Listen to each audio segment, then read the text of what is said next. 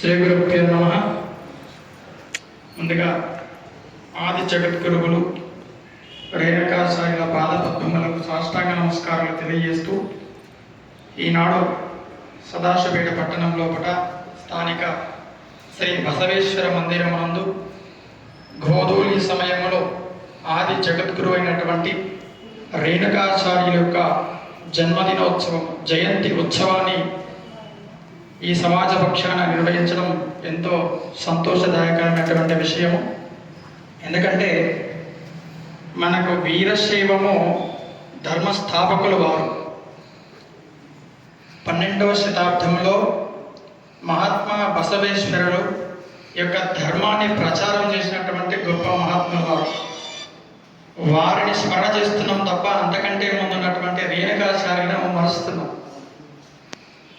కానీ గత 2-3 సంవత్సరాల నుంచి రేణుకాచార్యుల వారి జయంతి కార్యక్రమాలు కూడా ఉమ్మడి తెలుగు రాష్ట్రాలు కానీ ఇతర రాష్ట్రాల్లో కూడా సమాజాల పక్షాన అంగరంగ వైభవంగా నిర్వహించుకుంటున్నాం.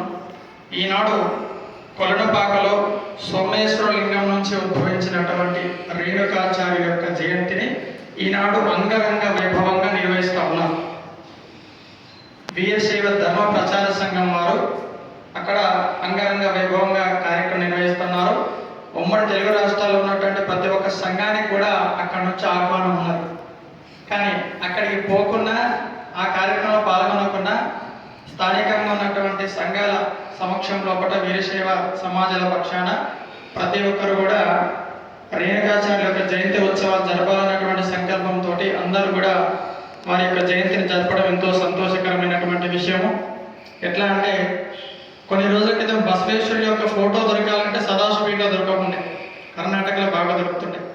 ఈ మధ్యలో కొంచెం ప్రతి షాపు పైన బసవేశ్వరుడి ఫోటో దొరుకుతున్నాం, కానీ రేణుకాచార్యుల ఫోటో దొరుకుతలేదు. పొద్దున్నే ఒక దగ్గర రేణుకాచార్య జయంతి చేయాలని సంకల్పిస్తే ఫోటో ఎక్కడ లేదు. అప్పటిదప్పట్లోనే మళ్ళీ ఒక ప్రింట్ తీసుకొచ్చి పెట్టే పరిస్థితి వచ్చింది. ఇప్పుడు మనందరం సమాజం వాళ్ళు కూడా వివాహ దినోత్సవం కానీ జన్మదినం ఎవరైతే వ్యక్తులు ఉంటున్నాయో మనం బసవేశ్వర ఫోటోలతో పాటు రేణుకాచార్య ఫోటో కూడా మనం వేయగలిగితే ప్రతి ఒక్కరి ఇంట్లో రేణుకాచార్య ఫోటో ఉంటుంది.